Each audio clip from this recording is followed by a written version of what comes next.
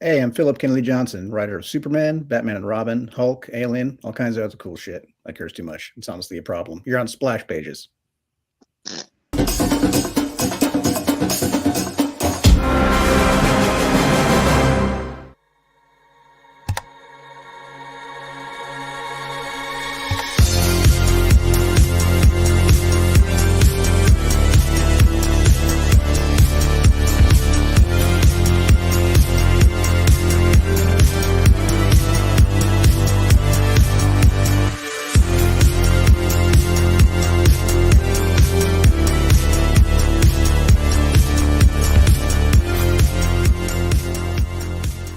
The only thing left to say, of course, is the one obvious thing.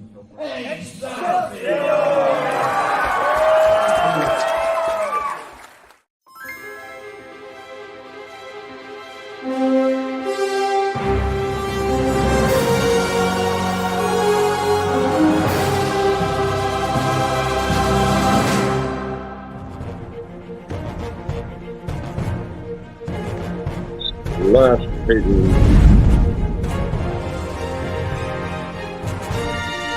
Victory is old.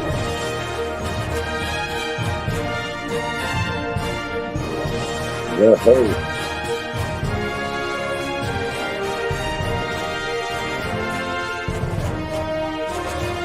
The news. The story. The best.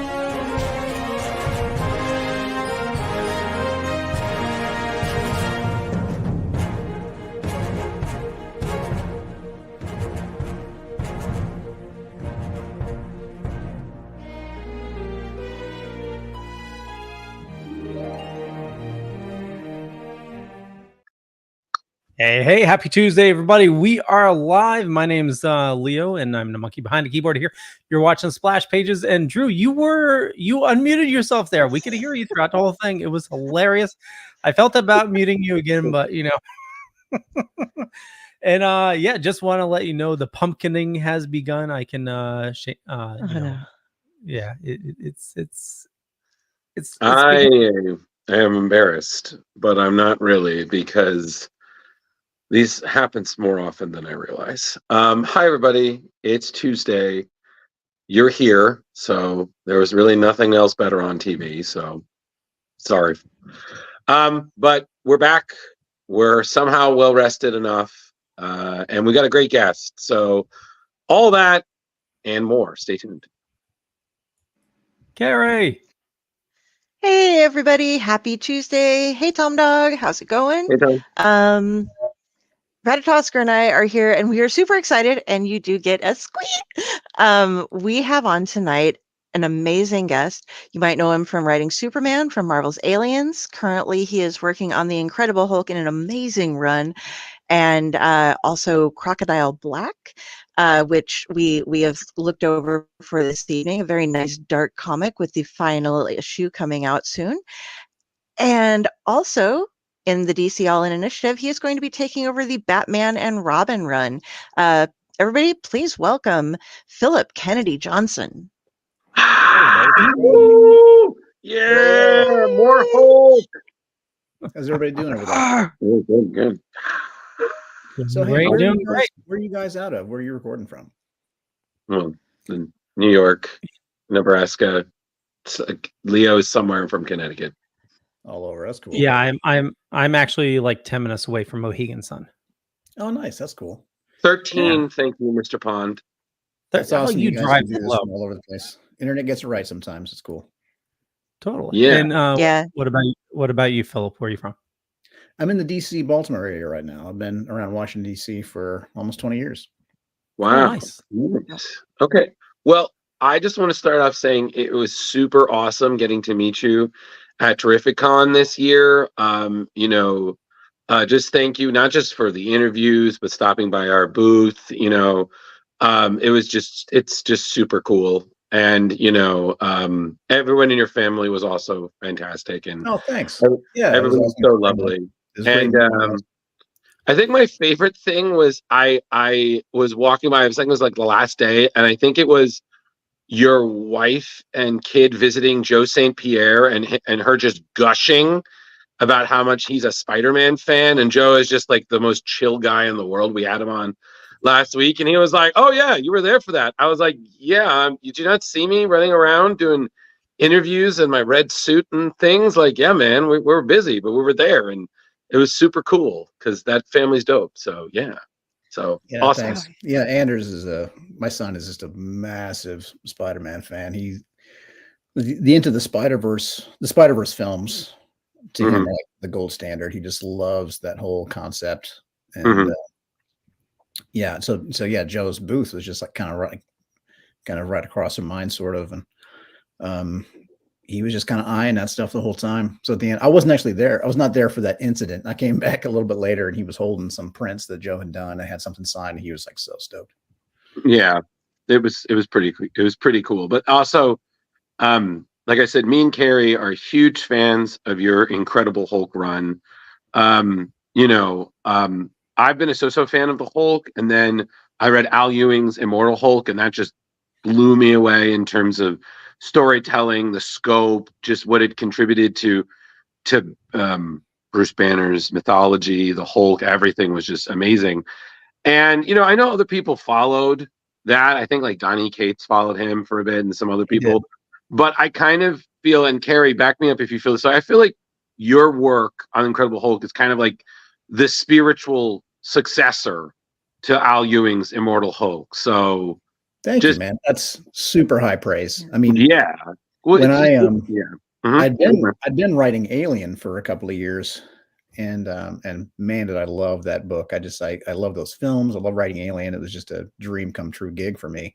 Mhm. Um, and I gave it up strictly for bandwidth reasons. Like I was just running on fumes, if at all. I mean, I just been burning the candle whole for years at that point. I was like, man, I'm just doing too much. I feel like I'm starting to show my ass a little bit in my work. Mhm.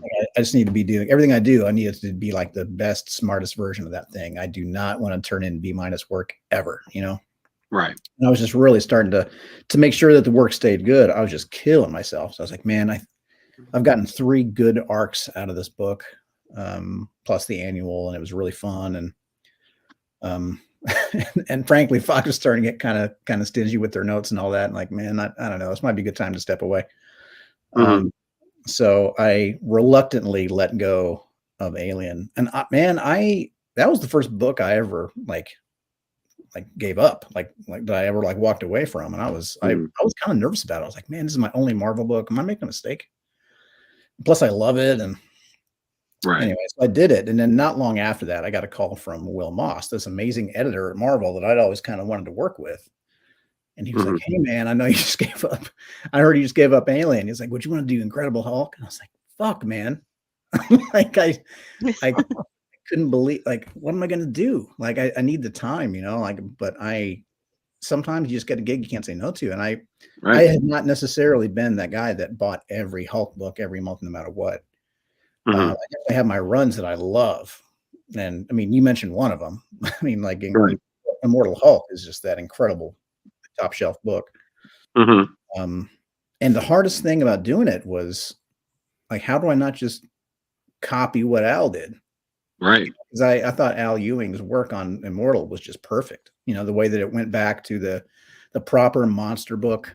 Sometimes I'm Mhm. just a horror guy. You know, sometimes I'll look at a book and I'm like, man, I wish Hulk was a horror book. I wish Aquaman was a horror book. I wish Green Lantern was a horror book. I'll just look at certain books and be like, that would be a dope, really scary story. Um, so I just see these openings to do that kind of thing for various books. Not for everything. It's not always appropriate, but sometimes I feel like it would be. Right. Um, so yeah, I just saw Hulk as one of those things. Even before Al was doing that book, I thought Mhm. that would be just the obvious perfect fit. You know, so when Immortal Hulk became what it became, it was so rewarding to see. And I was like, how do I not just do more of that thing? Because it was so great. I just want more of that. You know.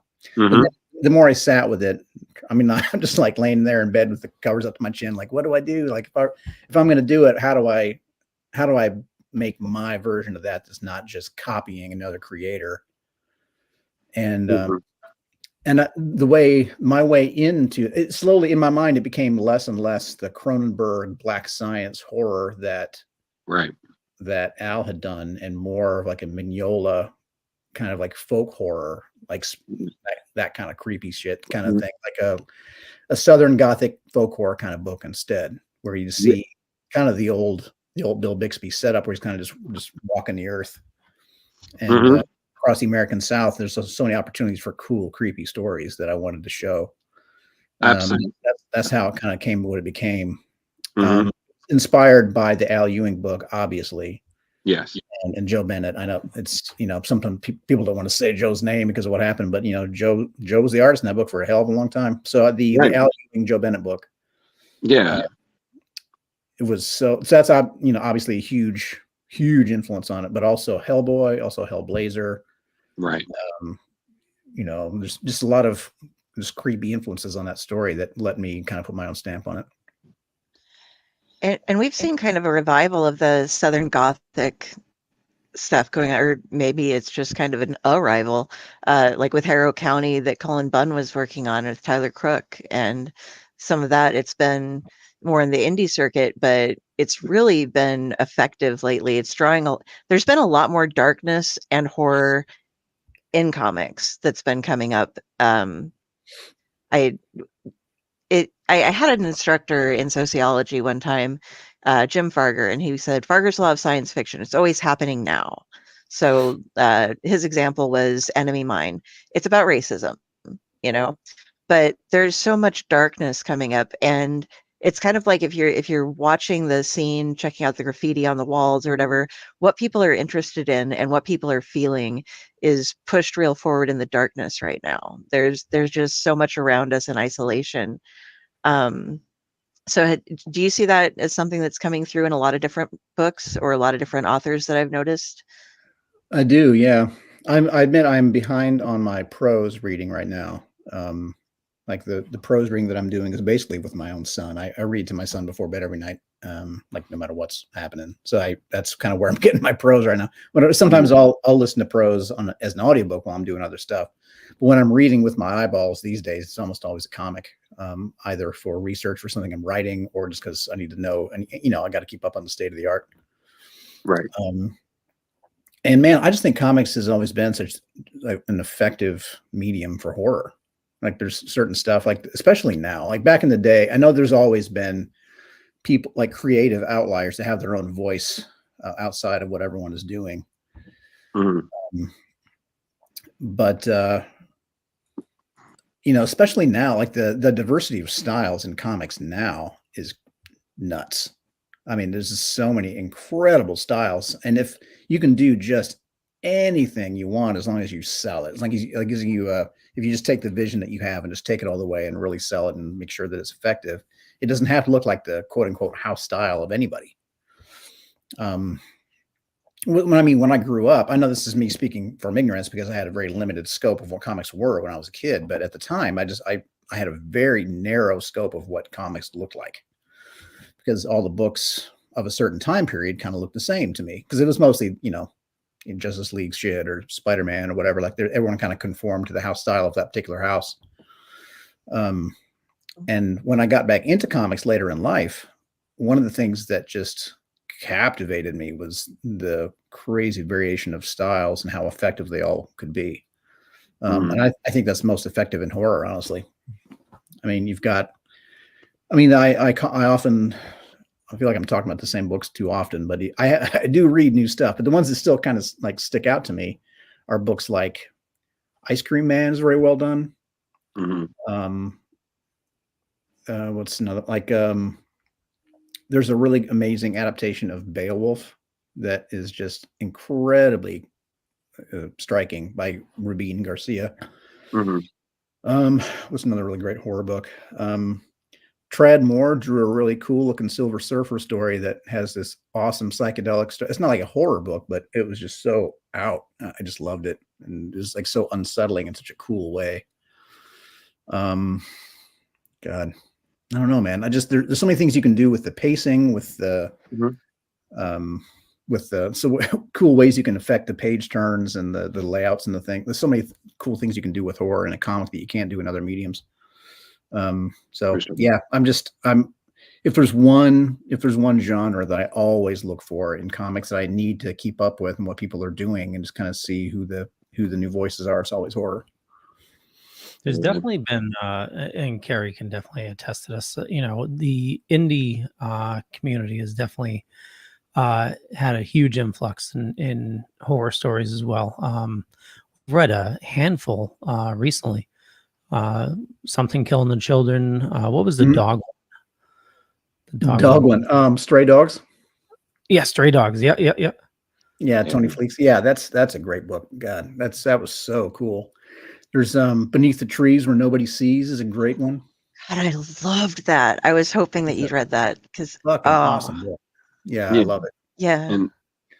And yeah. And then of course anything Mike Mignola does is just horror, pacing, ambiance, perfection. Well, I think we need to add Crocodile Black to that because holy crap, that was an incredible read. It is always so funny whenever we're reading a book. Leo just has to comment something, and he's just like, "Wow, that was really dark." And I'm just like, "Have you read comics recently? Like, it's not, like it's Philip. You have to understand. Whenever we recommended something, like the joy is what his first reaction is. Like he'll read a book that I recommend. He was like, "That was great," or "I didn't care for it," or "What is wrong with you?" And I'm just like, "Love you too, buddy. Just keeping your horizons open to diverse storytelling." You just like. Well, I'm very glad you guys read it, and I or are reading it. I should say there's one more issue yet. The final issue, issue 5, right? Yeah, issue 5 is coming out next month. Hopefully, we're running a little bit hot on that one, so we'll see. It might be a week late. We'll see, but it'll get done. Since it's the last issue, I guess I wasn't too worried about it. But Sam is doing such incredible work. I would say the greatest work of his career, but he's actually not done a lot of comics yet. This is his first Western comic. In fact, he lives in Mumbai. Wow. And he did like a short form. He did a short form thing with Ram V a long time ago. I have seen pages from other books that he's done. I've never read a complete book that he's done, but he's still relatively new to comics. But if you look through his sketchbook type stuff that he posts online, his full name is Somnath Pal, but he goes by Som, just S-O-M. And if you look at the stuff, just the single images that he posts online, they tend to be just images of the grotesque intruding upon reality. So there'd be what would be a mundane moment of a man and a woman kissing, or a man driving and smoking, or or somebody listening to music through headphones or whatever. And whatever is happening, there's this crazy cosmic horror shit happening. Like the music that's coming through is kind of like bubbling out in this grossness that's changing the guy. Or in the place where the man and the woman are coming together, they're becoming this third thing. And it's just, or the smoke from the cigarette as he's smoking is curling around and becoming something else. When I saw that work, I was like, I need this guy in a book with me, and I know what that book's going to be. And I was really grateful to have gotten him, because that's totally what this book is about. I mean, as you say, you talk about science fiction. This book is not exact. This is horror more than science fiction, but it is very much of telling a story of now. It takes place during COVID, in the early days of COVID, during COVID, because now we beat it. It's over. Anyway, sorry, too soon. No. All good, man. Tasteless joke. But it's, because people talk like it's over, but when it was still the new thing and none of us knew what was coming, like how the world was going to be different later. It was scary as hell. And people, like, the whole mask thing was weaponized in this weird political way. And some people didn't wear it just deliberately wouldn't wear it. And it became this weird tension point between people. Yeah. And the book wasn't really, the comics that were on the shelf at the time were not really reflecting that. Like whenever you buy comics whenever you bought comics back then, or even after that, there were not many books that showed people like distancing the way that we were back then, or wearing masks at all. Everyone's kind of pretending like nothing was happening. And I guess they didn't want to date their work or something. I don't know. I'm kind of making excuses for them, but honestly, I thought it was really cowardly not to acknowledge it in the work. So in fact, I was writing Marvel Zombies back then, and it got delayed because of COVID, and not because of, Amazon buying up all the boxes. It was because the first image of issue 1. So there was a one shot, that set up a later miniseries, and the first issue of the actual miniseries, the first page was just New York, like Times Square in New York in terror, everyone running from like zombies, and it's like this big pandemic thing, and everyone's terrified, and they're like, well, I guess we're waiting until April to put this shit out. Because that was about to come out, and they were like, nope. And we waited for, it wasn't April, it was like summer, I think, when they finally put it out, or maybe the next year. I don't remember. They waited like a healthy bit before putting out that book, because they just didn't want to upset anyone. And actually the reason I always think about Ice Cream Man for horror is because of an issue that came out around that time, because it was a COVID issue, and it was so effectively done. It was like an anthology, and it was not by the main creative team. And one of those stories showed a little girl, it's like looking out the window at the street below in a city, and there's like nobody out there. And whenever there was somebody out there, she would kind of make up these little stories to imagine what was happening down there. So like she would see a man and a woman arguing on the street corner. The man's in the street and there's no cars. And she would like draw on the glass. She would draw things over the people to show what was happening. Like a car hits the guy and he's dead, or like a balloon comes and takes somebody away, or whatever. She draws pictures to change the story that's happening on the street. Meanwhile, she's just hearing her parents fighting viciously in the background. That was so well done. That's actually more than anything else in the Ice Cream Story series. That's the story I always think of now. Because it was brave, man, and it mattered. Like moments like that are these touchstone moments where stories deeply matter.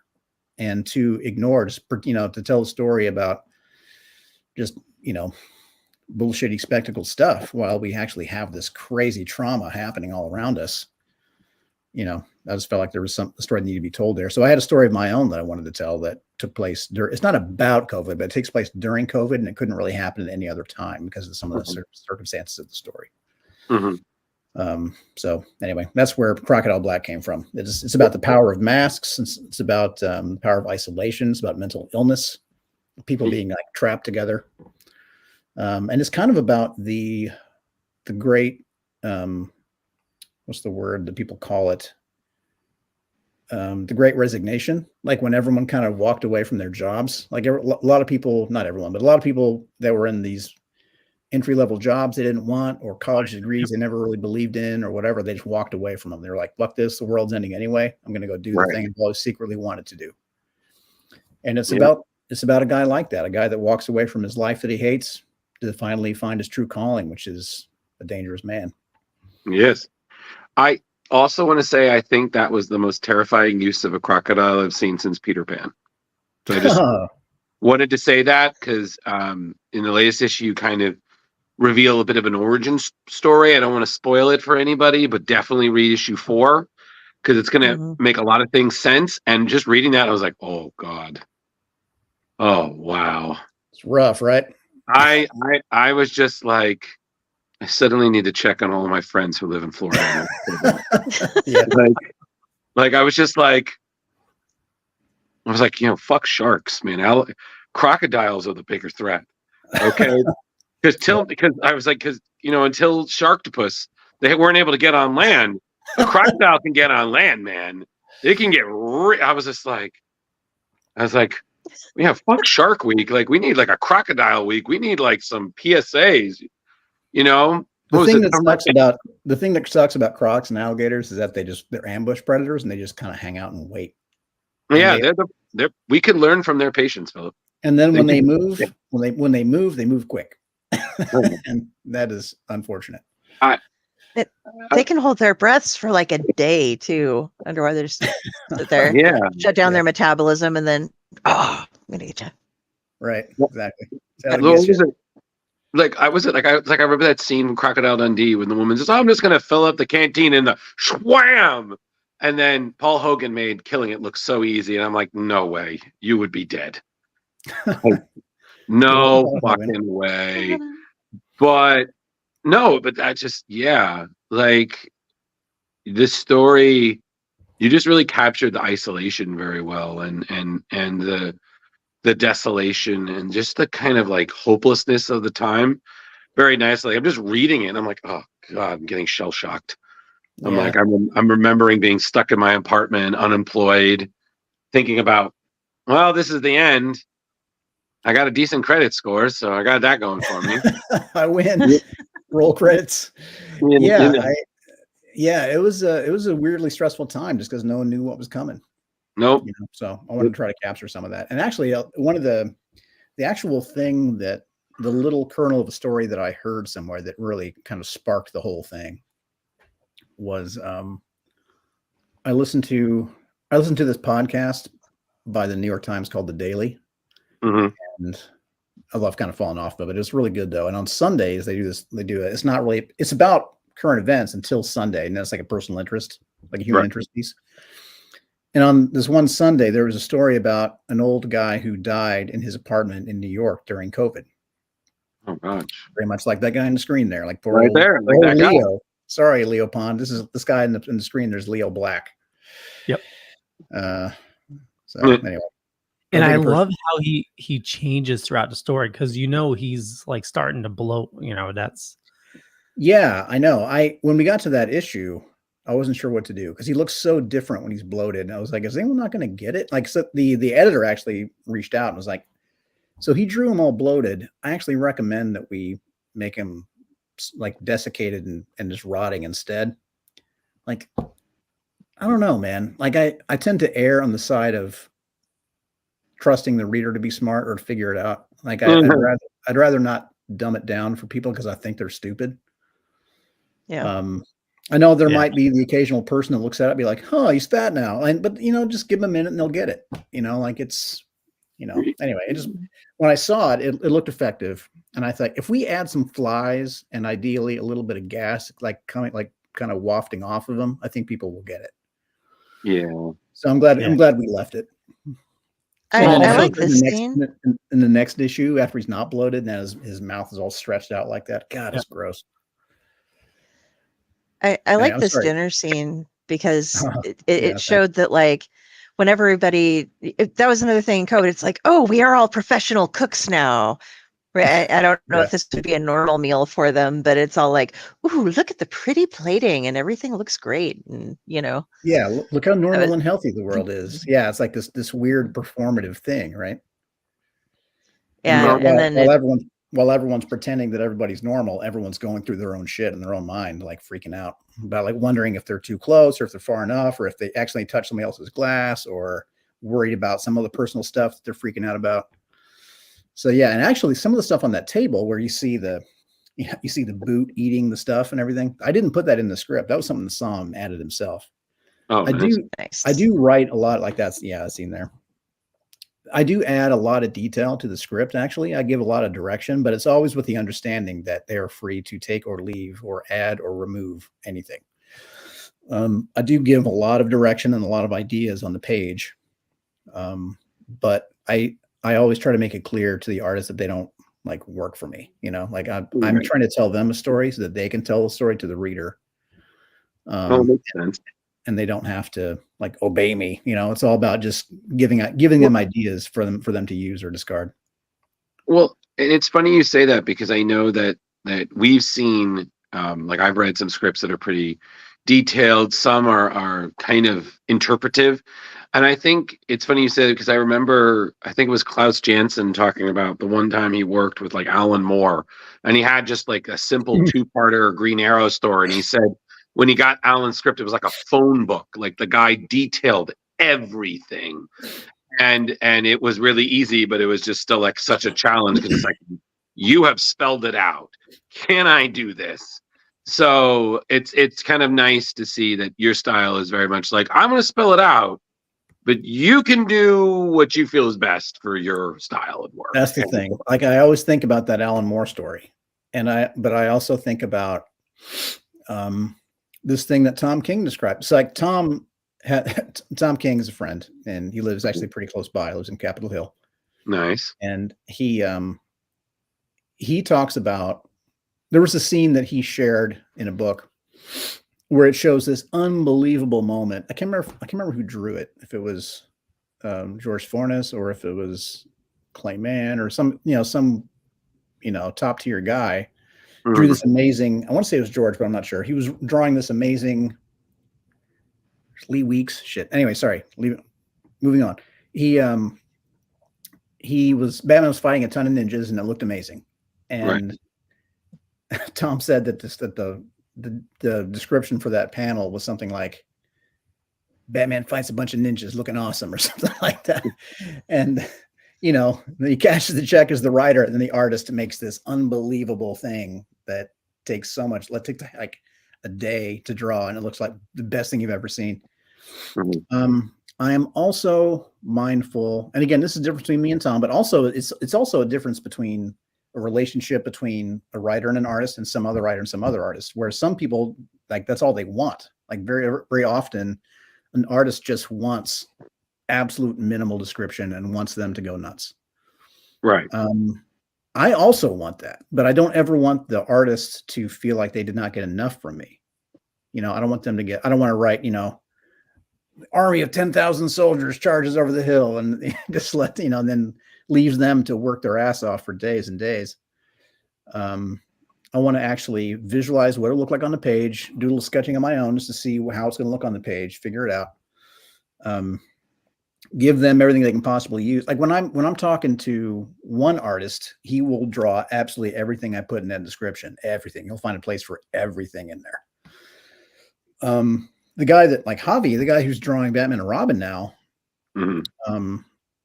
he doesn't ask questions. He just he takes out what he needs to. And if something is important, we'll discuss it. Like if he gives me the layout, like I'll give him a thing, and there's a lot of direction. But he knows to take out what he needs to, and he takes out kind of a lot of stuff sometimes. And then if there's ever a thing that is removed that is important, I'll let him know that. Be like, well, you did take out this guy, and we actually need to see his reaction here because he's about to do this other thing. Like if something's important, I'll just draw his attention to something else in the script that's about to happen, to make sure that stays on the rails. But it's all about your working relationship with each individual person, because everyone needs something different from you. It's also a matter of trust. I will tend to err on the side of trust, but also comics are also very time sensitive. And sometimes people cut corners just because they're crunched for time. And sometimes the book suffers because of that. And it's not necessarily their fault. They're just trying to get the book in on time. So, for example, if I have a moment in a book where I say, Leo points the gun down the stairs at Drew, and then the image that actually makes it onto the page, it should, like, the person is making a face that's just obviously inappropriate for the emotion of that scene, and the gun is at a weird angle because obviously that's what happened because of the photo reference that it was taken from or something. Like there was some kind of a corner was cut. And it comes out looking stupid as a result. So the next time that, in the revision, or the next time I need something like that done, I'll be like, Leo holds his 1911 Colt in his right hand, points it down the stairs, looks him directly in the eye at an angle of 30 degrees. I'll give him a lot more, he's still wearing the fucking tie, Joel. I just make sure that everyone knows everything that they need to know to get it all right. And, so sometimes it's also a matter of trust and to make sure that corners don't get cut because of time constraints in a way that screws the book. Leo. And all Alfred Hitchcock on the storyboarding. Yeah, Leo, we had one chance to be in comics, man, and we blew it because you couldn't hold a fucking gun. I'm sorry. I do have to say, I'm excited to see your work with Batman and Robin. Who's you mentioned the artist name? Javi. I looked him up earlier. It looks like he's done a ton of Batman work before. Matter of fact, Brave and the Bold #6, which was I looked at it today for reference. His artwork is amazing. It's so good. He's born to draw Batman. He did an issue of Detective for ROM. Oh, nice. He's so good, man. Like he's been, even aside from the issues of, he's also done a lot of Nightwing.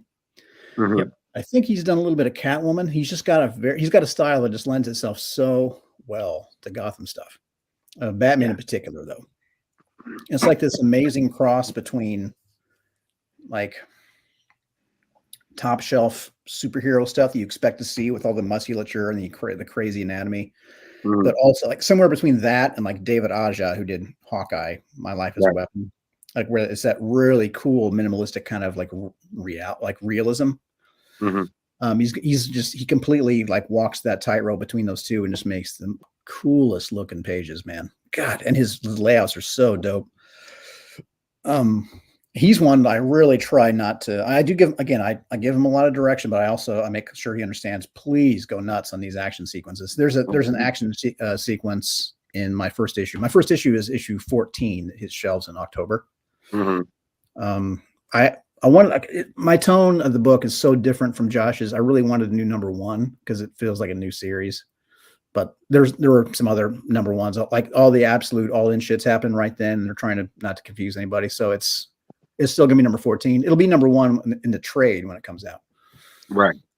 Okay. It's so different from what they've been doing in that book up till now. Like the Josh had this really awesome relationship with Simone, the artist on that, where it's like really like Mhm. slick and kinetic and kind of quippy and just I don't know, had a very clear kind of Josh Williamson kind of style that works great. Yeah. But my thing I'm doing with Javi is way different. And I'm going to have to assume that, there's a truck out there with my name on it and it's coming, and I'm gonna have to assume this is my only Batman story. I don't want to waste it. So, Batman and Robin, I'm assuming it's my only Batman book, and I have very specific needs in my Batman stories. Mhm. I want it to be a detective noir story. I want to see Gotham rainy, foggy, gross and Yes. gritty. I want to see a detective story, like a real mystery to work out. I want to see a villain that's scary. I want to see a Batman that's scary. Mhm. If you boil Batman down to his mission statement, is criminals are a cowardly, superstitious lot. And it's all about making himself scary, because it wasn't enough to be the guy in the balaclava and the jacket. He had to be scary to make it all come together.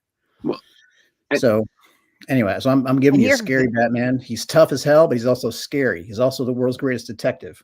well, And Mhm. selfishly, I also identify very, very much as a father right now. Mhm. And my son grew up the biggest Batman fan in the world. Right now, he likes Spider-Man, but he still loves Batman and Superman too. Of course. But back in the day, he only had eyes for Batman. And to get to tell a Batman story where he's parenting his own son Mhm. is just a dream come true. I got to do it on Superman, but Superman is like the ideal father, the Right. father that kind of shows us the way. Batman is maybe not the opposite of that, but certainly not great. Yeah. He's kind of been like he's been training soldiers, not raising sons. Yeah. Um, And it's funny, Philip. I can just kind of see your son looking at you like, Dad, you're writing Batman now. Don't mess this up. no, I don't want to deal with this. Like, he trusts hey, me. hey, look. He's like, don't fuck this up, Dad. And it's Oh like, my gosh. I won't go to your room. Like, No, we're gonna crush it. He knows me. I mean, honestly, there are elements of his upbringing that are Batman-esque. We do jujitsu and boxing drills every day. He does his language skills every day. He plays music every day. Not that that's a big priority for Damien, but like he's got his list. Like he's got his list of chores, but his chores are mostly geared towards making him a badass person. Oh, okay. I'm sorry. I just need to say this. And I just need to say this because it just popped in my head. I was like, oh my God, if you have Damien in some sort of garage band, I'm done. I just need to say, I'm just imagining that. And I'm just like, dude, that would be the worst, greatest band ever. Yeah. You Well, know? I mean, the cool thing is that Josh already established that Damien draws comics, which actually is really cool. There is a moment where we see him drawing comics in his room that is really fun. It's cool to see these little sides of Damien, like the way he loves animals and the way that he makes comics himself. Like we're used to seeing him as like this little Al Ghul, but he's got really human sides to him that are really fun to bring out. But I also have to just think about what it would take. Like, what does it take to be the way I used to take the way I used to think about what would Superman be like as a father, how would John take that as a son, all those elements. Now I have to think about what does the day-to-day life look like for somebody who has made himself an equal of, to gods. Like what does a living man have to do to make himself that exceptional? And I it's important for me to show those little elements as well. So if I can just kind of change the subject just briefly a little bit, Yeah. I just want to also bring up that in your Hulk run, you have Hulk come across Ghost Rider, but the funny thing is that during that run, that was around the time that Benjamin Percy, who we also got to meet at Terrificon this year, was announcing a new Ghost Rider that was very different than what we saw before. And I remember reading this, and I remember like kind of touching base with Carrie shortly after, and I was like, I guess spoilers, this is the new Ghost Rider. I mean, he's pretty freaking cool, like it's definitely different than what we've seen before, this soldier kind of thing. And I was like, oh my God. But then it ended up not being like, as you know, Ben Percy's Ghost Rider was infusing the hood with Zathras. So yours was a completely different one, but it was still self-contained. But I was like, you know what? Like, no disrespect to what Ben Percy and everybody's doing there. Like, kind of want to see more of this, like, ghost soldier rider. Like, this shit is fucking cool, man. And him, fun, man. Yeah. So, like, you kind of did your own Ghost Rider. So, I mean, no pun intended, was that scary? Because I could only imagine you're adding to this, hellish Marvel mythology that's been there for decades. Like, what was that like? It's awesome, man. Like I kind of have this Nazi hang up. Like I don't like Nazis much at all. Mm-hmm. And not that anyone does or should, but right. But yeah, I hate Nazis more than is healthy. And I really wanted to do like a Marvels and Inglorious Bastards kind of a thing. Mm-hmm. Oh, nice. And I've been like soft pitching this book for a while. But I also need like monsters in this Hulk book. The whole setup in issue 1 of Eldest and the Mother of Horrors and all that stuff. Right. It kind of makes Hulk into this lightning rod for monsters from all over the world. Right. And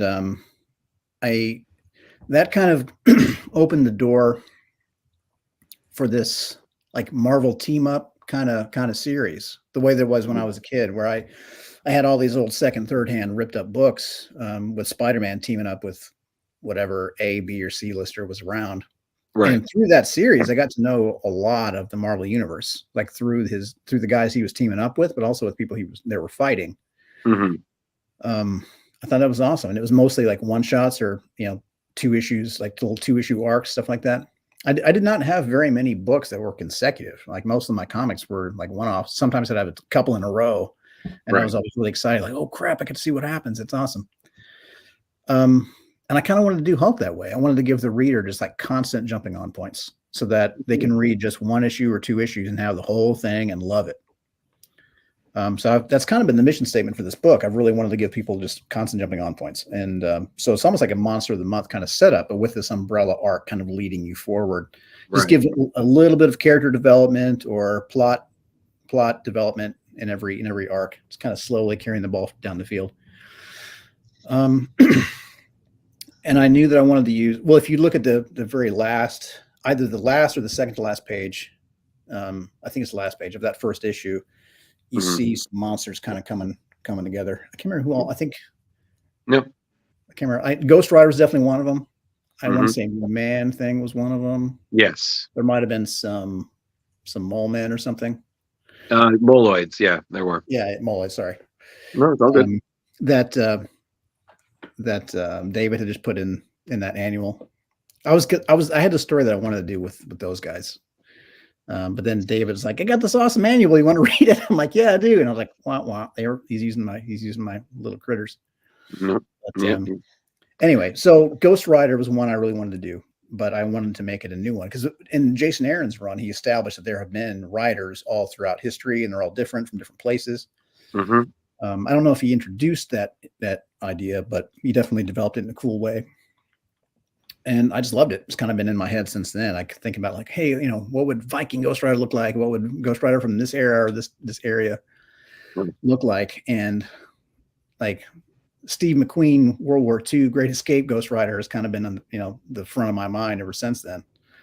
And yeah, I just wanted to show another rider out there, something that wouldn't even interfere with the main book, something like another Ghost Rider that I wanted to show. And that also kind of grew out of this is kind of a downer, but after the Uvalde shooting in Texas, I wanted to show a rider that was attached to the spirit of vengeance like all the others, but instead of the spirit of vengeance being in himself, that it's actually in this kid. There he is. There's Leo. Actually, his name is Leo also. Oh wow, there you go. The reason for that, like Crocodile Black was already underway, but there's this one particular kid whose dad I met, and the kid's name was Uzziah, who they always called Uzi. And I couldn't give the kid in the book his real name, but I found out that Uzi was a Leo, like his astrological sign was Leo, and he's very proud of it. So that's what I called him in the book. So instead of the spirit of vengeance being in the rider himself, the way it is Johnny Blaze, the spirit of vengeance is in this little boy. So Ghost Rider is his guardian angel, Cool. So yeah, that's where that story came from. I could only say I hope we're going to see more of him. Maybe. I mean, again, Marvel is very good with. We have this here. Well, it's there. Someone could use it. We're not going to say if we will, but maybe. I'm just like, stay tuned. I'm not done with that character at all. There's actually a lot of characters showing up in this book that I want to bring back later on in the series in a very deliberate way. I have a plan for all those guys that you've been seeing so far. Nice. But Ghost Rider 44. So Ghost Rider 44 is what we're calling this character. His human form was Sergeant Sal Romero, and we're going to see Sal again for sure. So if you guys can hang out just like a few more weeks, we'll have some really cool news. Oh, you haven't been seeing Carrie's been beaming the entire time you're talking because she's a huge Ghost Rider fan. So cool. He's just loving this. Awesome. Ghost Rider, Ghost Rider Volume 3 was the first comic I ever collected. So it's what really got me into Howard Mackie is what got me into comics, and then moved on from there into it was just the right time to start picking up Sandman and stuff too. So it was like awesome. Yeah. And well, thanks for your support. those of you, I definitely love that book. So and that character. So you'll be seeing him again for sure. Sweet. For those of you reading the Hulk too, the Incredible Hulk, check out and pay attention to this. Hulk is brutal, and the transformations that you have had Sam doing, or no, not Sam. Who's doing your? Anyway, the transformations are just awful. The pain that Banner is put through every time for the Hulk to escape is just insane. Yeah, that's pretty rough. That was important to me too. Whenever I see Banner's kind of swell up and turn green like a parade balloon, it just kind of feels like a missed opportunity, like I want to see how much this hurts. So yeah, we're showing, for those who've not read the book, it's rough. So have you guys heard about how Todd McFarlane kind of changed things when he started drawing Spider-Man, like with the webs? Yeah. So yeah, for those who don't know, who are watching, before Todd McFarlane, when people drew Spider-Man's webs coming out from his hands, it was just like a bunch of straight lines, and then they'd kind of color it gray. Mm-hmm. But then McFarlane started doing it, and he made them all like really gooey and going, and kind of like made the lines go all zippy in different directions, and drew all the texture. It's like a ton of work. But man, it looked so much cooler. It was just this huge level up. And he just completely ruined the gig for everyone who came after him. So now everyone's got to do that, because to go back would be so disappointing, I'm trying to ruin Hulk the same way here, like in various ways. The lettering, for one thing, like when the lettering first came back, and part of this is my fault too. And when I wrote Hulk's dialogue, it was just Hulk, stupid hole or whatever. He would just say something. I just wrote the words. So then when the comic came back lettered, his dialogue balloons looked like everyone else. And I kind of hear stuff when I read it. And he just kind of sounded like an Endgame where Hulk is talking with Mark Ruffalo's voice is like normal. Mm-hmm. That's kind of how it read to me. I'm like, Hulk doesn't sound like he should. Like Hulk, we're trying to establish Hulk as the legit monster of the movie. Like not just a monster, but like this he's like an act of nature. He's this natural disaster that walks around. He needs to have the same gravitas as like a god, Mm-hmm. And so I kind of worked with Corey, the letterer, on how to get that across. And there was this really cool image in the first issue where Hulk is almost completely transformed. And he's saying something like, "Banner's mine." And Corey sent me that page with like 20 different balloons around his head. And each one looked a little different. It said, "Banner's mine," and every one of them. But they all looked a little different. And we got to kind of, focus in on which one was going to be the one. So now whenever Hulk appears in a book, he uses that same lettering. And I want it to always be that way. The way Thor's dialogue is always kind of that old-timey kind of script. Right. I want Hulk's dialogue to always be like black with green lettering with that thick green outline, kind of jagged and everything. And his transformations need to always be the most horrific things ever. Like the most that the artist can do. There's one. And I described all that. And I actually read that out loud to somebody, like what it read like in the script. And that one's real descriptive. I had some real distinct wants for that scene. I imagined Hulk's teeth. I mentioned like Hulk's teeth coming into his mouth and pushing out his other teeth. Mm-hmm. I think in the script, I think I described his other teeth like exploding out of his mouth as Hulk's teeth come in. There's stuff where there's another transformation in another issue where the idea is that when Banner becomes Hulk, he grows bigger from the inside out. So his insides like explode out his outsides. Mm-hmm. And when he transforms the other way, he gets smaller from the outside in, which is possibly even worse. Right. So there's these moments where like he's Banner and he just kind of peels his scalp apart and like this larger head comes out of it, and it's just rough. But I don't know, that's like some of the fans have told me that's some of their favorite pages from the book is like seeing the body horror elements and just kind of embracing how crazy these transformations are. So that's become like a focal point of every issue is the transformation. And if for whatever reason it's an issue in which Hulk doesn't transform, then there has to be something else of some kind of equivalence in that issue. Right.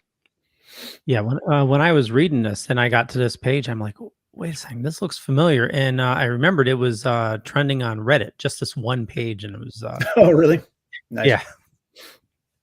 So that's nice to hear. Yeah, that's the Banner's Mind images, right? Yep. Man, that looks cool. Yeah. Yeah. Nick is doing the best work of his career on this book, man. I love this. I wasn't sure initially. I was like, he is really fucking huge. And then it's like, oh, yes, he is. And it makes it so much better. Because you see so many different Hulks throughout time, You do. And I really like how monstrous he is. I like the hair and everything that's all greasy. And he's just like, "Rrr." Yeah. Yeah, I'm pretty excited about this book, man. It's been a lot of fun.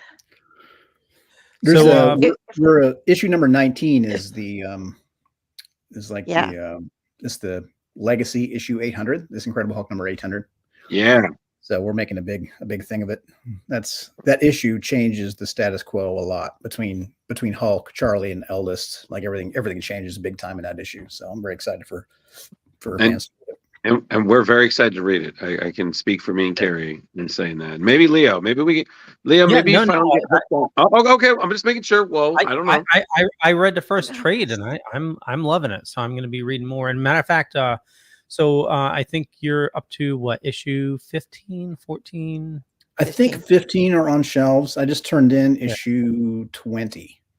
Nice. Yeah. So for people that want to get caught up, if your LCS doesn't have the issues, trades 1 and 2 I think are out right now, or is there a third? I think it's just the 2 trades right now. Excuse me. Yeah, the first 2 trades are on shelves right now. Yeah. Yep. And, I have them autographed. Yes, she Yeah. does. I've seen them.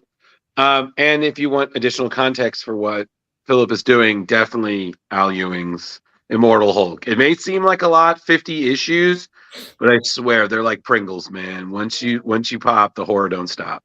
Yeah, it's a great series. And actually, there's an issue at the very end that Alex Pocknadel primarily wrote with Al, with Juan Ferreira on art. It's called Time of Monsters. This my whole arc right now is called Age of Monsters.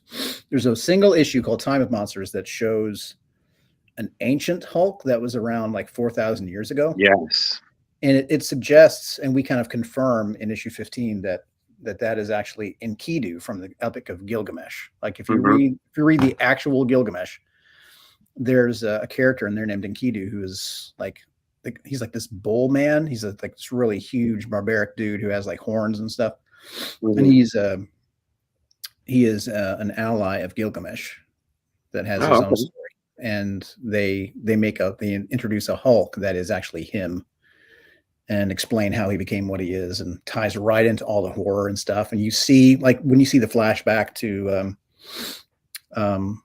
the leader back like 100 years ago or whatever it was, that one flashback issue where you see Banner's ancestor and everything, you see that dude's skull. You see Enkidu's skull in a case.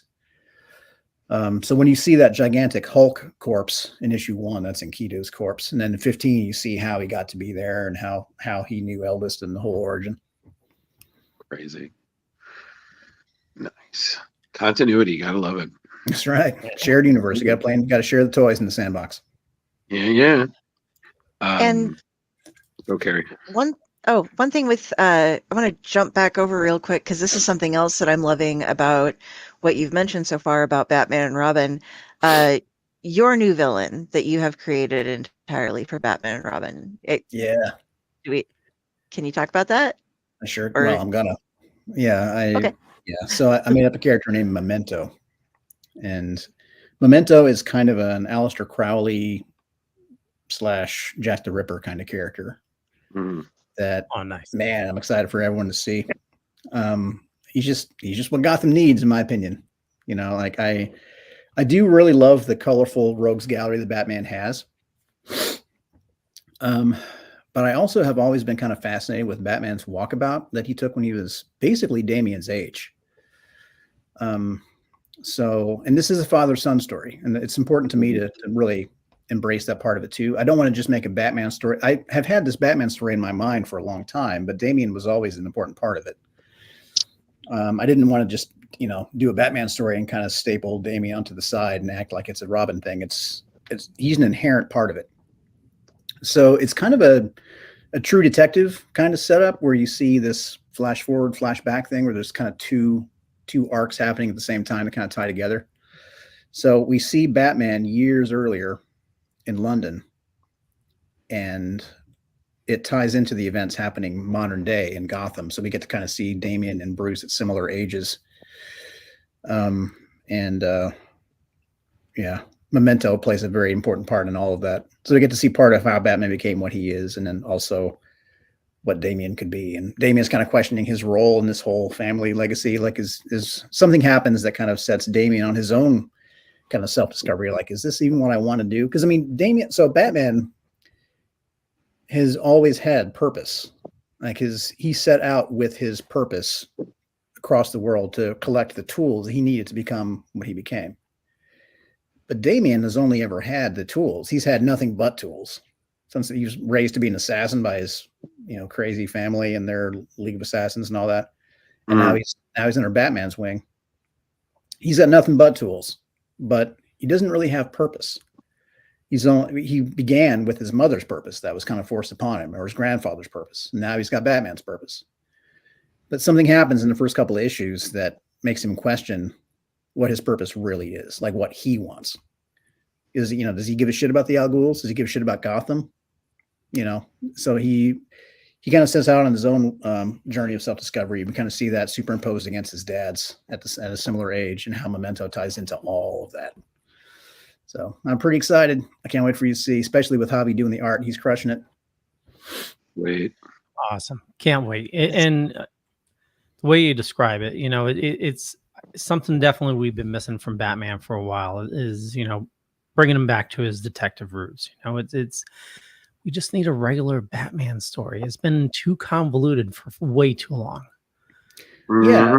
There was this issue that I had. I need to go through my old stuff and find it. There was an issue that happened after the death of Jason Todd back in the day, in which Batman. See, Alfred. I'm pretty sure it was drawn by Jim Aparo. I see Jim Aparo's art in my mind. Alfred was kind of dressing him down, saying, like, you're getting beat up a lot these days. Like, I'm patching you up a lot these days. Like, you come home stabbed, your knuckles all busted. You're solving all your problems with your fists now. Like, back in the day, you're using your mind. And he told him, use your mind, not your fists. And throughout that issue, he was out doing the Batman thing. He was kind of repeating that over and over in his own mind, like, use your mind, not your fist. Use your mind, not your fist. And at the end of the adventure in that issue, he's like, "What did you use?" And he kind of holds up his fist, and he knows that he was still kind of brutalizing his way through it. He was just, because he had all that anger for what had happened, and he was still trying to sort it all out. Right. He'd lost the detective side of himself, and not throwing any shade in any books anyone else has done, but that's kind of where I feel like we're at too. Like, I want to see more detective stuff. If it's just a book about a big tough dude beating up other tough dudes, that's every book on the shelf. Right. And when I was writing Superman, it was all about, how do we make this one different?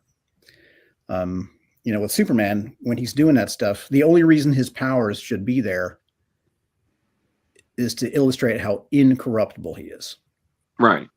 How good and true he is. Like, he's after he puts down Metallo, he hands him his arm back, and he dusts him off and raises him up. It's like, okay, now we're gonna go save your sister together. Now that you can't kill my children, now I'm gonna help you.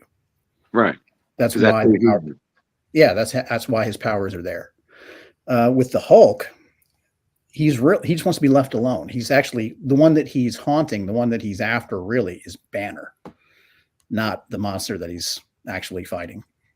Right. Because he's got a score to settle. Yeah, Charlie. The reason that Charlie is there is so that we can see the relationship between Hulk and Banner more starkly. There's like a third person that they can interact with at the same time.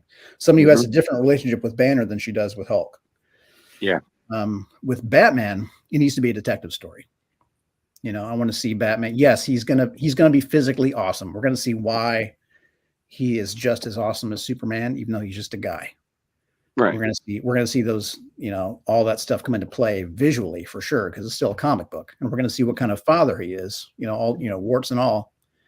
But it's also gonna be a mystery that ideally he can solve that the reader can't, and they will see and believe that he is the world's greatest detective. Nice. Well, that sounds great. But Philip, we're kind of coming up on that hour. So really, we appreciate you stopping by again. Thank you so much. And before you go, if you want to maybe bring up any other projects you're working on that you can talk about, no, we're not trying to get into trouble with the big two. So, and then what's the best way for people to interact with you on social media and things? So. Yeah, thanks. The books that are coming out monthly right now, Green Lantern War Journal just finished up with issue 12. And there is a short story that'll be on the end of one of the Green Lantern issues, and then there's this crossover issue I did with Jeremy Adams. Mm-hmm. Then that's all wrapped up. Incredible Hulk comes out monthly. Crocodile Black comes out one more issue, number 5 coming out soon, and that's the whole miniseries, which I'm super excited for. Let's see, Batman and Robin number 14, my first issue, comes out in October. And there's a couple other series I can't talk about yet. So I guess we should leave it there. But if you want to find me, I'm on social media under either my full name or at Phillip K. Johnson. I'm at Phillip K. Johnson at Instagram and all the Twitter descendants. Oh boy. And I have a website, philipkennedyjohnson.com. So yeah, look me up. Okay, Awesome. totally. For anybody having any issues, check the show notes up above or down below. I have all those links there, so you can just go through and click them out. And Philip, I'm a fan now, so I absolutely love your Thanks, work. Phil. So I'm definitely going to be checking out your Superman run after I'm done with Incredible Hulk. And whenever you got anything else to talk about, we'd love to have you back. But we totally appreciate your time this evening. Thanks so much. It's great to hang out with you guys. One of us. I mean, sorry. I mean, yes, it was great having you back. Thank you so much, sir. Of And course. we would also like to thank you very much for your service. And Oh, Yeah. that's an honor. Thank you. I appreciate you saying that, but it's Absolutely. it's nothing. Mm-hmm. But Thank you. it's great to see you all. Thanks for everyone for watching too. Well, thank you. And we'll tag you when we, like I mentioned, we're going to re-edit this and, put out a bunch of different segments. So we'll make sure we tag you. Actually, let me hit this button here. So yeah, when you're ready, just hit the leave studio button on the bottom. And then if you want to just go to the uploads page and yeah, we greatly appreciate that. All right. Awesome. Good to see you all again. Thank you so Good to much. see you. Thank you. Till Phil. next time, sir. Thank you. All right. You're Bye. back. Yeah. That was awesome. Oh my gosh. His family was so sweet when we were there. Like, you'll have Yeah. to check the one of the panels that I did that he was on. The one specifically for him. They were sitting in the audience, and his little boy was like, they were doing the audience questions, and he asked a question. He was like, "Who would you like to write as a superhero the most?" and stuff. And it was just adorable. Yeah. It's always nice when they have their families there, or when their handlers are just super cool and stuff. So yeah. And yeah, Leo, you gotta read more freaking comics, man. Me and Carrie know what we're talking about, but I don't have time to watch, but let me watch every television show that comes out in the last 10 years. Hey, Hey. yeah, fine. Yeah. So you know what, Leo? Let's because again, we're down a jar. So why don't we get to the news? Well, before we get to the news, I want to remind everybody, one of our sponsors, Deadly Grounds, but I'm just going to run this. Rise and shine, my sinners. When Father Evil starts his day, he gets a little deadly. Deadly Grounds coffee has the richest, smoothest flavor you'll find anywhere. It's sinfully delicious. Once you go deadly, you never go back. Order yours at getdeadly.com. Coffee's so good, it's scary.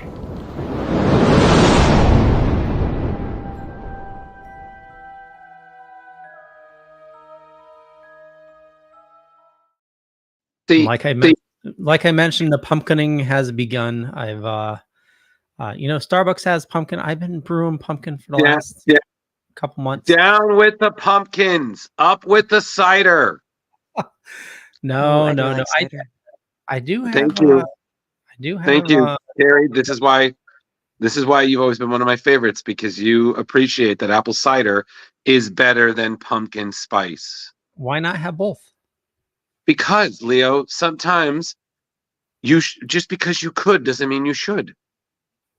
I drink plenty of both. There's the apple cider mill right down the road that we. Oh, we that's normally wonderful. Okay, you and Megan can go pick your own apples and make your own cider. Don't let your knees lock up, champ. Actually, it's pretty cool. It's an old mill that you can actually watch them make the cider. You see them dump all the apples, and then you got the machine that crushes them all. And Leo, my late grandfather had a cider like press, so I have made my own apple cider, and let me tell you, that's real cider, not the stuff you buy at the supermarket. Don't get me wrong, that stuff's good, but seriously, $6.99 for a half gallon, why? Okay, Mahana, that's great. Okay, so you're clearly on Leo's team pumpkin spice. That's fine. I'm not trying to cast any shade, but darkness over the land. Also, hey girl. So listen, Leo, I'm not arguing that. What I'm just saying is I respect your opinion, even though it's wrong. So, And that's why, in order to save our working relationship or whatever's left of our friendship, the news. I love our family. Yeah, it's like We are so Thanksgiving. we put fun in dysfunctional. We're great. Yeah, this is like Thanksgiving, except nobody talks about politics, takes their pants off, or eats way too much turkey. There we Yes. go. Yeah.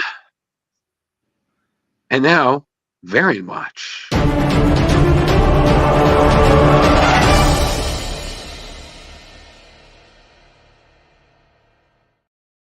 And And I would Mahana, like- I'm right there. Hold on, Mahana. Yes, pumpkin. You know, it's No. First things first. You know what?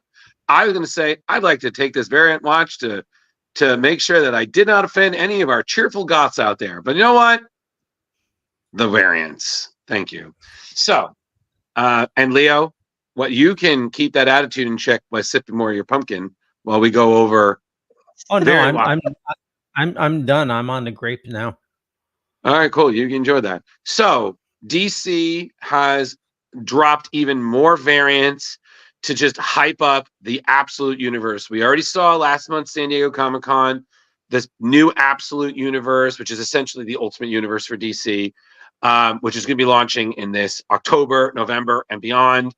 We already saw the main covers, but now here are the variants, which include the logos and the shared variants for each launch. So we're going to start with Batman. We've already seen Nick Dragotta and Frank Martin. That's right there. Very bold, very strong. Yeah, definitely want to add, and we talked about this prior to the show, that that bat symbol, it looks like it becomes a hammer. That's why it's shaped like that. So very exciting to see what becomes of that. I know a lot of people are giving it shade, but you know it's I'm gonna give it a chance. And Snyder is playing into that so hilariously by saying that every complaint he's going to increase it 1%, which I'm just like, oh god. So so that's the main cover. So then we have a couple of the other ones. So that's the logo itself. It's getting bigger as we speak. I'm fairly certain that's a Jim Lee. That's 100% some Jim Lee beautifulness. You can always tell by the cowl and the cape. I believe that's Ian Bertram. Oh, that's Wes Craig. Oh, right. It's right. It's written right there. Yeah. Wes Craig. Right. My bad. Wes Craig. That's Ian Bertram. Yeah, I'd recognize that style anywhere. That's a monstrous Batman. Yes, he is. That guy did not skip chest day.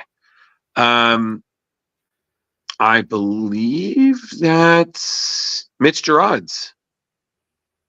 Nice. Look at that. That's gorgeous. And then moving on, next we have Absolute Wonder Woman. So we saw the main cover here by Hayden Sherman and Jordi Belair. And then next we have the Wonder Woman symbol, the new logo. That is Jim Lee killing it with the cover. It just makes the big sword look so fucking cool. Next. Wow. I know. It's a big ass sword. That's got to be another one. Just to go back, I just love the faint glow of her whip. Her lasso. Oh, yeah.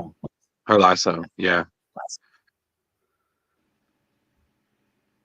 I think that. God damn it, Leo. Stop moving him so fast. Sorry. That Wes Craig again. Yeah, it's Wes Craig. Wes. Yep. He's changed up his style, man. He's doing good. That is that's Jeff DeCall. I recognize his style anywhere. And then would you believe the next one? Yeah, that's Dan Panosian. And I've seen this variant cover already on the internet. Like fans are loving this new design. Personally, I'm all for it. And then I believe the next one is Superman, which, funny enough, I don't believe has a lot of variants or has at least one less. Yep. Hold on, my computer is giving me the middle finger, the spinning rainbow of death. Like what the hell? Come on. Yeah, no, uh-oh. Okay. Phew. I thought we were going to have another Jurassic Park splash pages on our hands. Yeah, I know. You know. Okay, so you have the main cover, which we've already and seen. Gorgeous. His cape is like ashes from Krypton, right? Yes, it's like covered in like Krypton dust. Yeah.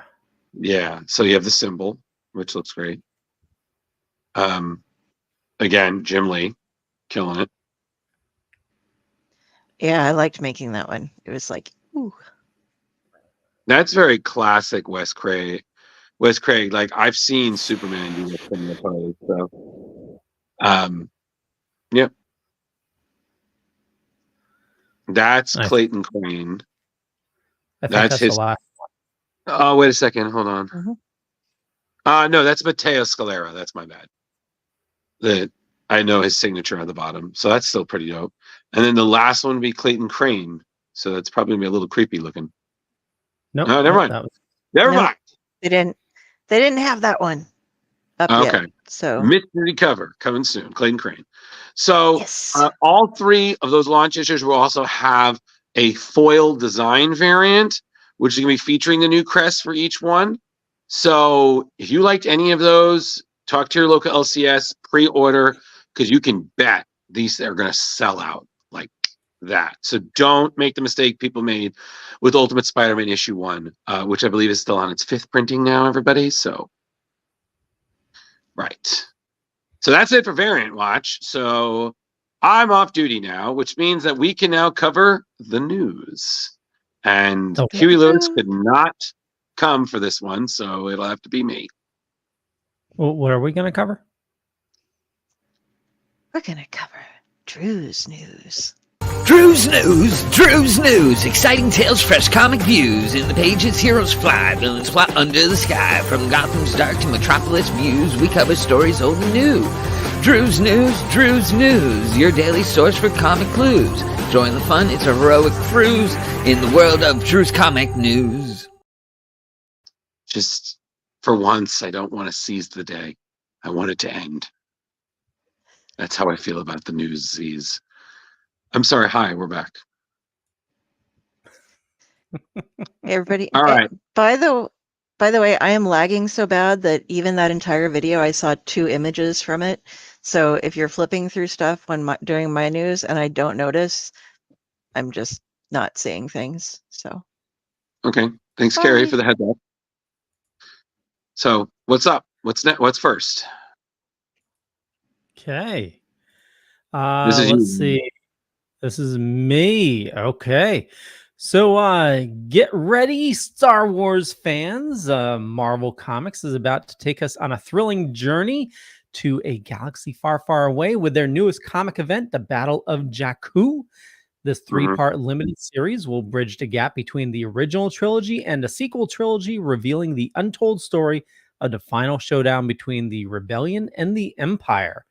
So Marvel Star Wars comics are shifting from post-Empire Strikes Back to a post-Return of the Jedi, focusing on the Battle of Jakku, pivotal conflict first glimpsed in The Force Awakens, which we're not going to talk about. Anyway, it marks the Galactic Civil War's end. 3 limited series starting with Insurgency Rising in October and Republic Under Siege in November will explore this crucial event. So award-winning author Alex Segura leads the project with artists Leonard Kirk, Stefano Raphael, and Jethro Morales bringing the story to life. Set on Jakku's sandy dunes, the series depicts the Empire's last stand against a rebellion, shaping the new Republic's future. And we'll experience this key moment in Star Wars canon for the first time in comics. So Segura says it's an unbelievable honor to be able to tell this lost story of Star Wars, alongside with so many amazing artists in the pages of the 3 Battle of Jakku limited series. So our story will be an epic in scope, involving all the major characters you love, plus some new exciting additions to the mythos. Also says we'll not only give readers a front row seat to the final battle of the Galactic Civil War, we'll reframe the aftermath of the Battle of Endor and introduce a new menacing threat that will keep our heroes guessing. The goal for all of us is to turn up the volume and make sure the adventure stands shoulder to shoulder with the other stories of the era. As the empire collapses, a new darkness rises. And editor Mark Pancia says the series is definitely something fans don't want to miss. Within the chaos, the destruction of all three series, there are elements that hint to what comes next. So again, October, we're getting the launch of Star Wars: The Battle of Jakku, Insurgents Rising. Then November, you can find Star Wars: Battle of Jakku, Republic Under Siege. Cool. And we have the two covers there. This is the first one, and then the second one. Nice. Very Yeah. nice. That's the second issue, actually. Yeah, second issue. Very cool. Nice. Yeah. Okay. I More Star Wars. I wonder how they're going to handle the Battle of Endor. Like, Many Ewoks died to give us that information.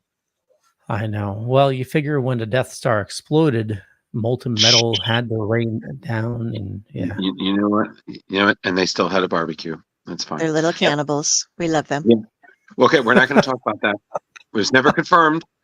So what's next? It is confirmed they're cannibals. They were going It's to eat. never confirmed. Well, but- they don't necessarily eat other Ewoks. No, But we're not talking about this.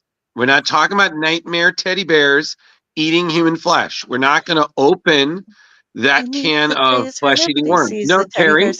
Carrie. The next news story, please. So they're carnivores, but okay. Save the nightmares for padded cell, bitches. News. oh, jeez, I love it. I love it. I love it. News. Thank Your you. news. Drew's news. Thank you. Drew's news. So, ignoring Carrie reminding me that I'm still a part of this. So as we've already seen, Disney and Marvel have been doing a lot of what ifs lately. So we saw Donald Duck as Wolverine. We saw him as Thor. Hilarious. Now they're adding on another character. Minnie Mouse is stepping up, decide that she's going to go higher, further, and faster with the latest Marvel Disney what if. Minnie became Captain Marvel. So writer Steve Bailing and Luca Barbieri, along with artist Giada Persinotto. So this is going to put essentially a unique spin on Carol Danvers' superhero origin as we saw in 1977. Issue 1-4 by Jerry Conway, John Buscema, Chris Claremont, Joe Sinnott, Jim Mooney, and David Anthony Kraft. So as the synopsis goes, what is the secret of Minnie Mouse? Our story follows the Chronicle News reporter Minnie Mouse tasked with an expose on a new hero on the scene in Duckburg, Captain Marvel. But Pegleg Pete, Scorpion, complicates her plans with an attack on the Chronicle building. To make things worse, John D. Rocker Duck and the Beagle Boys attack Scrooge McDuck's money bin. And when Captain Marvel shows up to stop them, Minnie discovers an incredible secret about her past. What is Minnie's connection to Duckburg's sensational hero, Captain Marvel? So, yeah. So just for the reference, everybody, Pegleg Pete is going to be the Scorpion. And we are going to see, as you've seen, Scrooge McDuck and more. So, yeah, check that out. That should be coming out, I think, this fall. Yes, fall. Look at those covers. Yes. They're Yeah, adorbs. That's Momoko, right? That's Yep. 100% Peach Momoko. Peach. She does good. She does good cover work, man. Yes. So, like I said, this will be coming out this November. That would be November 20th. And like we see the variants, Elena Casagrande, Peach Momoko, Phil Noto, and Giada Persinotto. Everybody is bringing their A game. And I don't know why, but seeing Pete is as a Scorpion is just really making me laugh. Will there be race cars, lasers, or aeroplanes? You know what, Leo? You're going to have to buy the goddamn book to find out, okay? I'm not spoiling shit for you again. So read the freaking book, okay? Yeah, Black Spiders, yeah, Peach has been just killing it this past year. She's just everywhere. The cover arts are just fantastic. She did some great stuff for the Donald Duck Wolverine, the Donald Duck Thor is just killing it, man. I'm still So- waiting for my Donald Duck Wolverine to come in. Yeah, well, you'll get there. Yeah. It regenerates, don't worry. So let's see, what's the next story? Next This story. is me. Carrie, Yes. what's up there? All right. So we have seen a lot of new indie and creator-owned content publishers emerging recently, and it's time to add another one to the list. As of yet, this new publishing venture remains unnamed, and I tried to track them down everywhere, like I was stalking on their LinkedIn names and stuff, and they're like, TBA still for the new company. But the funding and slate are also unrevealed, but right now, some of the hugest names in indie and general comic book circuit are coming together in the midst of some turbulence that's been going on in the comic book world lately, with Aftershock filing for bankruptcy 2 years ago, Boom Studios recently being acquired by Random House, and there have been a number of layoffs also at IDW. So we have Phillip Kennedy, the former president of publishing at Boom Studios, Jamie Rich, the former editor-in-chief of IDW, Tapas Media, and Oni Press, Eric Gitter, the producer of Scott Pilgrim Against the World, Atomic Blonde, and Netflix's Extraction movies, and renowned artist Jerry Hahn, whose creator-owned properties include Red Mother, The Beauty, and The Realm. And The Approach, along with major characters such as Captain America, Spawn, and Batman, have all come together to create a new publishing venture. Sadlik, who helped Boom to become one of the top indie publishers, along with being a driving force behind such titles as Something is Killing the Children and Berserker, will be acting as publisher. Rich will be functioning as editor-in-chief. Gitter, who has his hand deeply enmeshed in Hollywood screen adaptations, will be president, and Hahn is coming on as a creative director. They will be being repped by WME, and Fred Goodman and Rich Marin of Marin Goodman will be their attorneys. Currently, Gitter's production shingle is going to be active within the new publisher, looking for media adaptations of horror, sci-fi, crime, and fantasy titles, and they haven't put up anything yet, but they hope to be releasing new content in 2025. So we don't have a name for them, but this crew is coming to town, and they are some media giants for the indie crowd. So hoping to see some good things come out of here. Absolutely. A lot of good buzz there. Yeah. Okay. Yeah, I feel like we're just seeing a lot of that now, James Tynion's Tiny Onion, this, why Ghost work for the publisher? Machine. Ghost Machine, yeah, why work for the publishers when you can create your own? Mhm. So it's like Leo, it's like we're seeing Image again, but somehow better. And with less infighting. Leo, you're mute.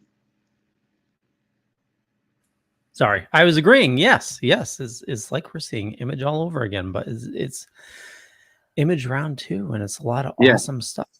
Hopefully with less delays. Yeah.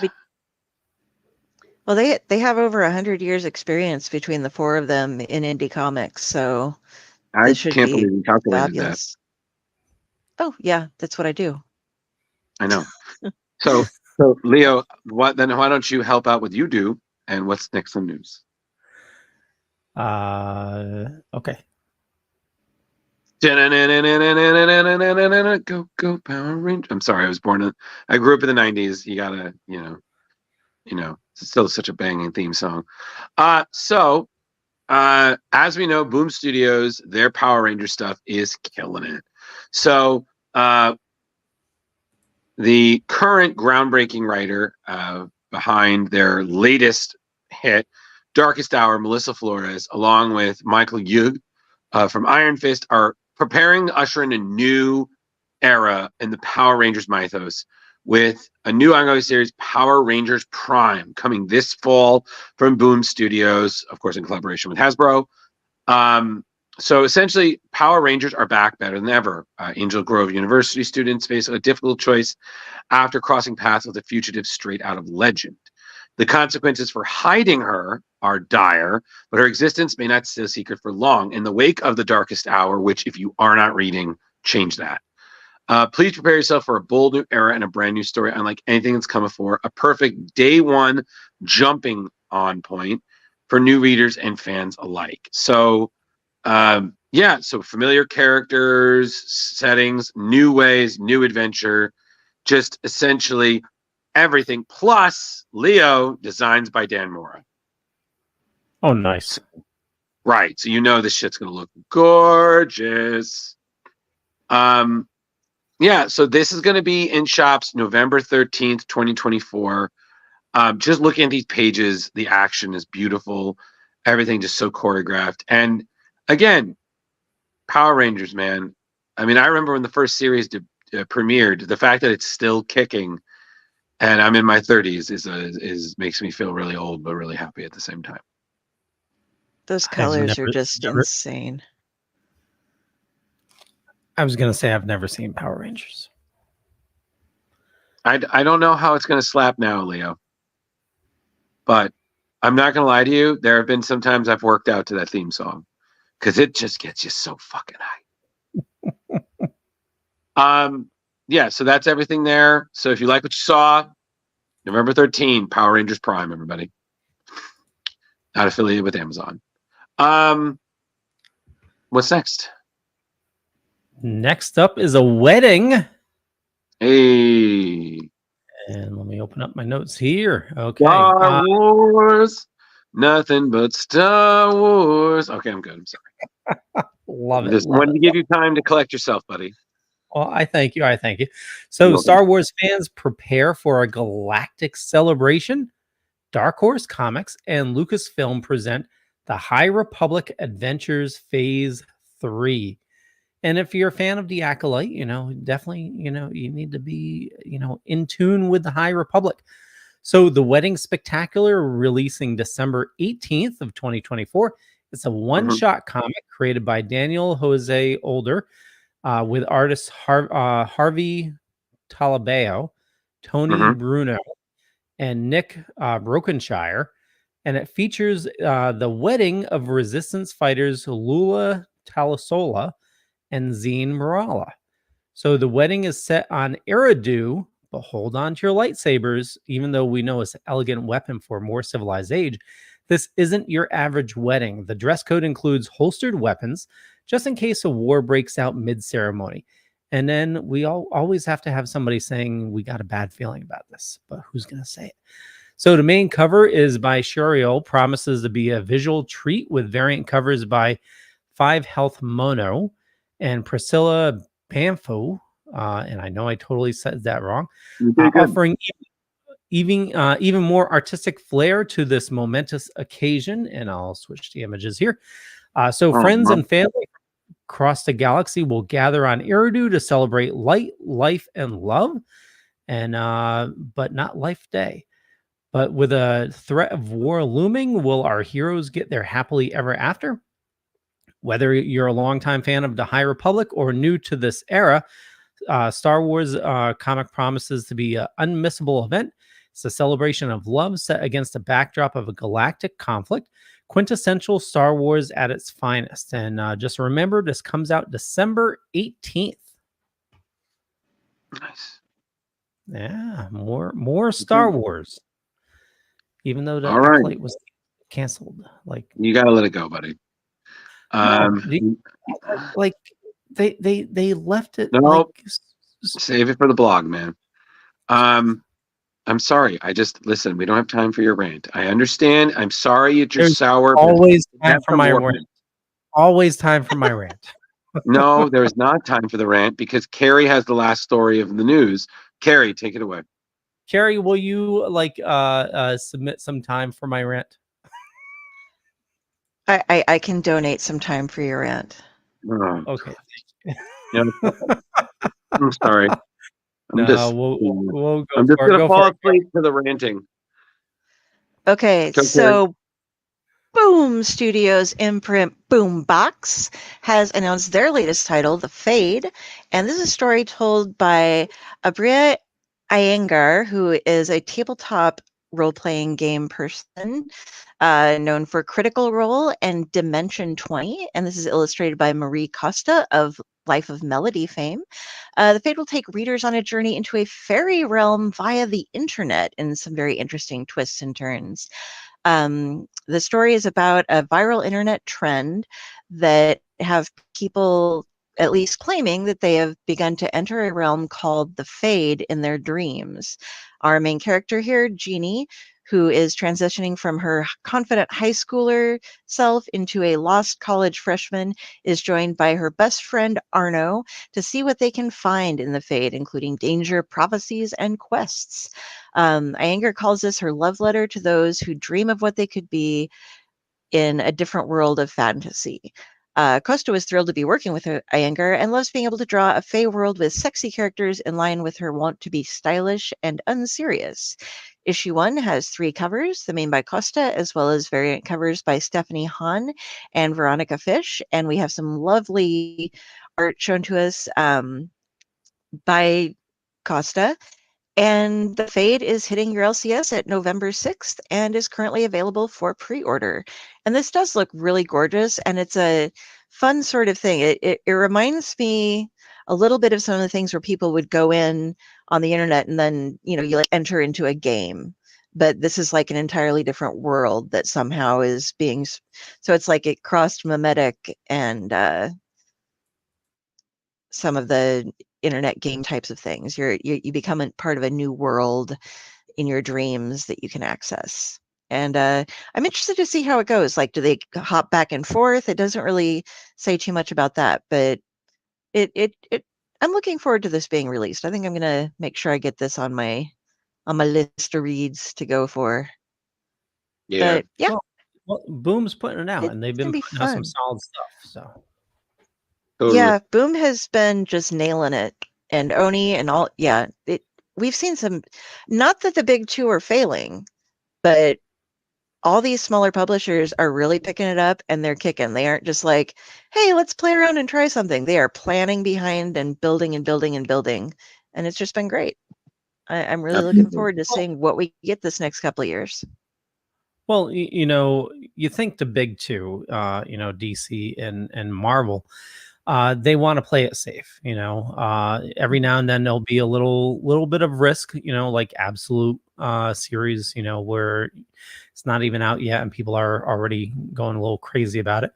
But with the independent publishers, they can draw outside the lines a little bit. They can take more risks, and that's where we're going to get some of the deeper stories and darker stories, and yeah, it's all good stuff. Totally. All right. Well, I think that's it. Leo, do you want to sign us off and call it a night? Sure. And I have to ask, like, if a Ewok eats a Wookiee, is it cannibalism? Sure. Yes, because they're distantly related. That's Yeah, why they're Ewoks cousins, can use bowcasters in the game. Yep. Okay, awesome. They're just really short cousins. Yeah. Or All really right. tall, depending on which one you are. All right. End the show, please. Fucking I want to thank. Love it. I want to thank everybody for watching this fine evening. If you missed anything, just go watch the broadcast. Check out our YouTube page. We're closing up on 600 subscribers, which is crazy. Like, we were just at 500. So yeah, head on over to our YouTube. I'm almost always putting up new stuff there. If you don't have time for like the full show, you'll find segments there. And a lot of times you'll find Drew, sleeping in the background or something like that. And we'll kick it over to Carrie. Hey, everybody. You can find me at Carrie Sanders on Facebook. If you see a picture of a crow, that's me. All of my links are there. You can find my author page. I've got some books out right now. Some more stuff coming up. We're going to have a Kickstarter for the Morlore from the Mythos Volume 2 starting soon. We just finished with Volume 1, and we did really good. We made over $4,500 from our $1,900 goal. And I'm also over on the Owlite Network, where I will be on shows every Sunday, and Tomb of the Terrible every Monday. I'm not sure what we have going on this upcoming Sunday, but I do know that I have Ellen Datlow coming on for A Clutch of Personalities on the 15th. And other than that, I just hang out and read things. That's my life. I write things, but I read things. And I annoy Drew. So we can go see how annoyed he is right now. Oh, wow. He's pretty annoyed. Hi. When I'm not hiding out from these weirdos, you can find me on Facebook. I'm Drew Malo. I'm Ghostbuster Man 1984. You're going to see that just in a minute. I'm really busy, but there's always time for shenanigans, and leave a message after the beep. Who do we got next week, Drew? Well, you'll have to stay tuned and find out, kids, because I can't tell you everything, because then I would be the future. Seriously. With that, All right. we'll catch you all later. Bye. Bye, everybody. Go subscribe to our YouTube. Go help us. Like, subscribe, love us. Help us hit 600. There we go. I can speak. Close the screen.